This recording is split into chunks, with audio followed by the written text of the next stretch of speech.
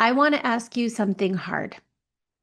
What if part of the reason this feels so heavy isn't just the trauma itself, but rather the beliefs that you've been carrying about what a good wife should do in it?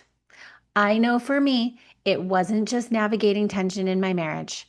I was constantly thinking, if I was just different, if I just wasn't so pushy, if I could just stop asking for so much, if I could just be calmer, quieter, easier, then maybe this would get better. And that belief nearly broke me because some of what we're carrying isn't truth, it's pressure. Lie number one: if I love him well enough, he'll heal. You guys, love is powerful, but love does not replace trauma work. When you believe that you can love someone into healing, you quietly take on responsibility for something you do not control. And when healing doesn't happen fast enough, you start blaming yourself. And this cycle is crushing. Lie number two: if I just communicate better, this will stop. You can read the books, you can use the scripts, you can lower your tone, but trauma responses are not logic driven. They are body driven. If his nervous system feels threatened, it doesn't matter how perfect your words were. Believing every rupture is a communication flaw keeps you in constant self-editing mode. And eventually, you start editing yourself right out of your marriage. Lie number three: if he's triggered, I must have done something wrong. This is where that if I was just different belief lives. If I just wasn't so emotional, if I just didn't bring things up, if I didn't need so much reassurance, if I just didn't ask for so much connection, then maybe he wouldn't shut down. Maybe he wouldn't explode. Maybe we'd finally have peace. But here's what I learned the hard way. Most of the emotions coming at me were not about me. They were old wounds responding to day-to-day present moments, old shame, old fear, old survival strategies. And that doesn't mean I was perfect by any means, but it did mean I wasn't the cause of decades old pain. And once I understood that, I stopped trying to shrink myself to prevent reactions.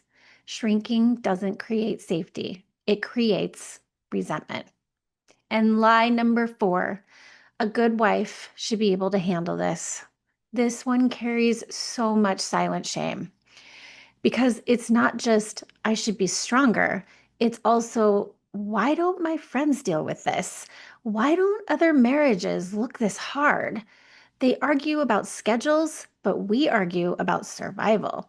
And that comparison can make you feel dramatic or weak or overly sensitive. But here's the truth: relationships where there is past trauma are different, period. You are not imagining that. When one partner has unresolved trauma, the nervous system enters the relationship. The tools that work beautifully for two regulated partners, just communicate clearly, just compromise, just take a time out and talk later. Those tools don't always land the same when someone's body is wired for threat because trauma responses are not logic based, they're survival based. So if you've been thinking, other couples just don't seem to struggle like this, what is so wrong with us? Nothing is wrong, but your marriage may require different tools. And that doesn't make you a bad wife for struggling. It means you're navigating complexity that most people don't see. You can love him and still feel exhausted. You can understand his trauma and still need boundaries. You can be compassionate and still want more. Needing emotional safety does not make you pushy. When wanting connection does not mean you're asking for too much. You're allowed to take up space in a marriage that requires more intentionality.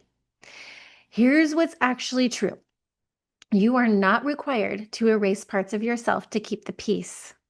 You are not too much because you desire closeness, and you are not responsible for regulating someone else's unresolved pain. Trauma explains behavior. It does not demand your self-erasure. When you realize the belief that if I was different, if you release the belief that if I were different, this would be better, you begin to stand steadier. And steadiness changes the dynamic more than self-shrinking ever will. You guys, if this episode hit something in you, sit with this question. Where have I been trying to become smaller in order to make this work? Because healing in your marriage will never come from you disappearing. It comes from clarity, it comes from boundaries, and it comes from understanding what's yours and what isn't. You don't have to become less to love someone well. And that might be the truth that frees you. But before we close, I want to give you something very practical. If you've been believing that this is hard because you're too pushy, too emotional, asking for too much, or because your marriage is somehow more broken than everyone else's, I want you to pause. What if it's not about you being too much? What if you're stuck in a nervous system pattern that neither of you chose, but it's quietly running the relationship? Because here's what I've learned. Until you can name the pattern, you'll keep trying to fix yourself. That's exactly why I created a free quiz. It's called 9 Patterns Keeping You Apart. Which one is running your relationship? It will help you identify the exact dynamic you're caught in. And more importantly, what to do instead.